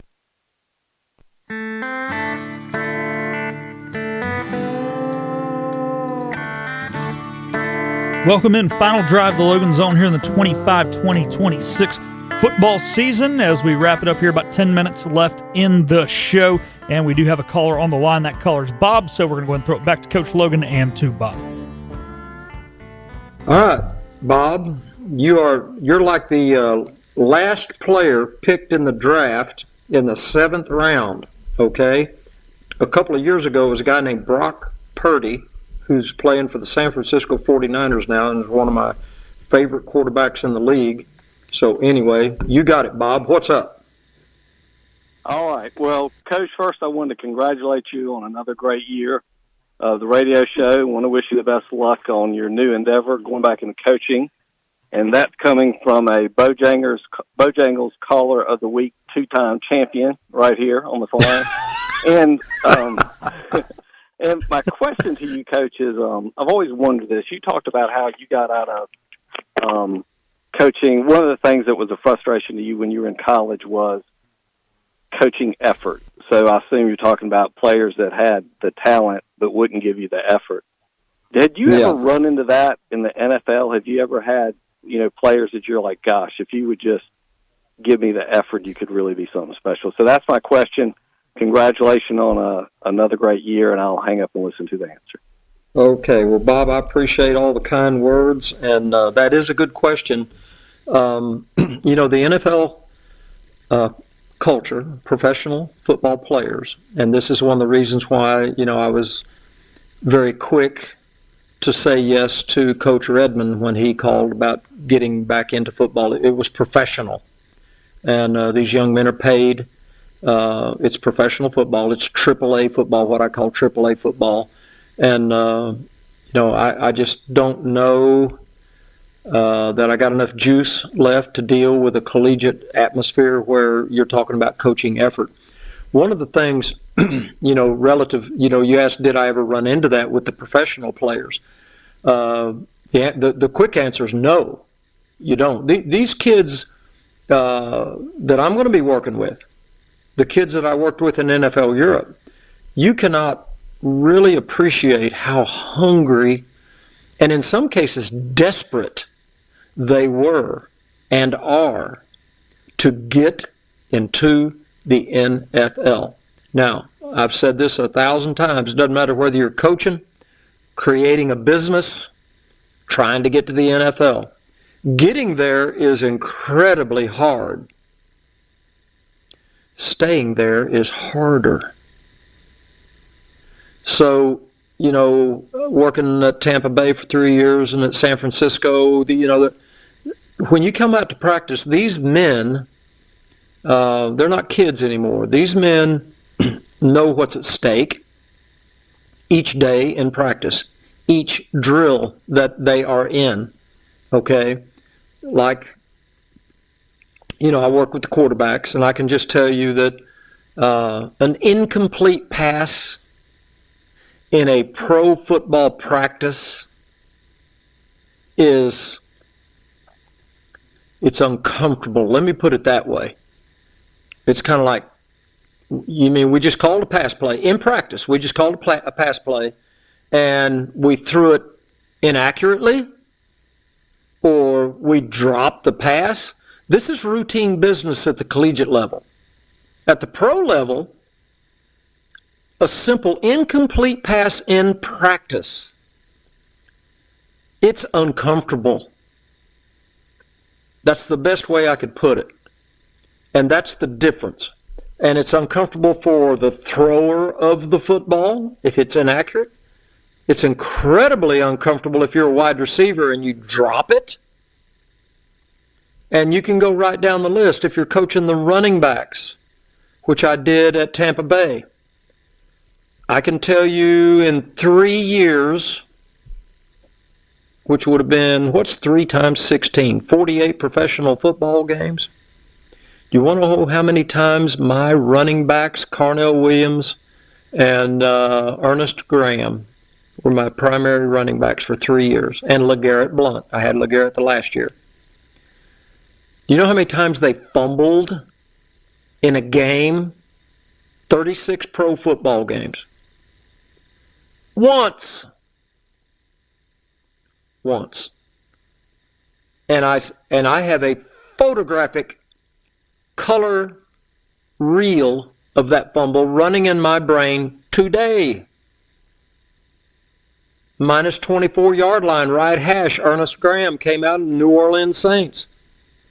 And one of their defensive backs came up and put his helmet right on the football, and the ball came out. I just about died. And so did Ernest, a consummate professional football player. One of the great joys of my life, being able to coach that young man, he and Cadillac Williams. But, thankfully, we won that football game, so we could kind of, get around it and dodge the bullet. Because let me tell you what happens in pro football games. And everybody can relate to this just from last Sunday. In every pro football game, almost invariably, there is a play that turns the game, positively or negatively. And if God help you, for instance, you're the punt catcher for the Los Angeles Rams last weekend, 2 weekends ago. I don't know, Philip, do you know what that young man's name is that dropped that punt? I don't know. But if he's not... Let me look it up. Is he a wide receiver? I think so. But my point is this. I doubt very seriously if he's going to be on that roster next year. Because that kind of event, you almost have to remove it from the locker room. It's that intense. And I've said this a million times. I love working with the pro player because you can teach. That's it. That's all I want to do. I just want to teach. I just want to help them perfect their craft. And then, have a scheme that is well thought out and put the kids in a position to win the football game. That's your job as a coach. And I get a lot of gratification out of it. Who was it? Xavier Smith dropped the punt. Okay, so I've really never heard of Xavier Smith. Have you, Philip? Nah, must be a true special teams guy. Well, you've heard of him now, right? Yep. So, do you see my point? I'm serious. If he's just a first, second year guy that clawed his way on that football team, this wasn't lack of effort. It was lack of execution. But the level, the demand that is in play at the professional level, including where I'm getting ready to coach. I'm telling you right now, we're going to camp with 63 football players, and they're hungry. And their dream and their goal is to get 10 good football games on tape and get taken into a NFL football camp next year off of what they do this spring. We're taking 63 to camp. We're only taking 53 on the final roster. It's desperate competition. That's the word. These kids are desperate. And they come to practice every day, and they pour it out, man. And if they don't, you don't raise your voice. You don't coach effort. You just get another guy. That's the beauty of it. There's no What's the big deal in corporate world? There's no equity. That's laughable. There ain't no equity in this deal, dude. This is merit-based,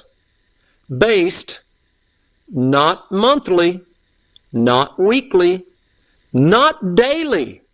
It's merit-based moment to moment for the players and the coaches.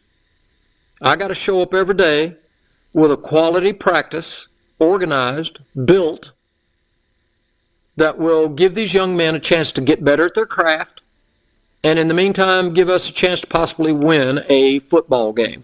I can't show up on Wednesday and just decide to take the day off and come in with an old practice script that doesn't have any meaning to it, doesn't have a point to it. It's got to be sharp. It's got to be thought out. And you got to script 7-on-7. You got to script the team. You got to script your third downs. You got to, all this stuff. And in the meantime, the players, they show up, and it's a red line event. You rev your motor up to the red line every day in practice. When practice is over, you can take your foot off the gas a little bit. But if you're going to make it, you better be in a red line state of mind when you come to the facility until the time you leave. That's coaches, players, you name it, trainers, strength coaches. You better show up. You better bring some juice with you. All righty. That is it. Philip? It was fun, Coach. Appreciate you having me on. All right. We'll see you next year if Henry will have us back. It'll be debate. It'll be a close call. I promise you that. Okay. I'll be ready to go. All right. I appreciate all the help you gave me this year, and I appreciate everybody calling in. And we will see everybody next year. See y'all.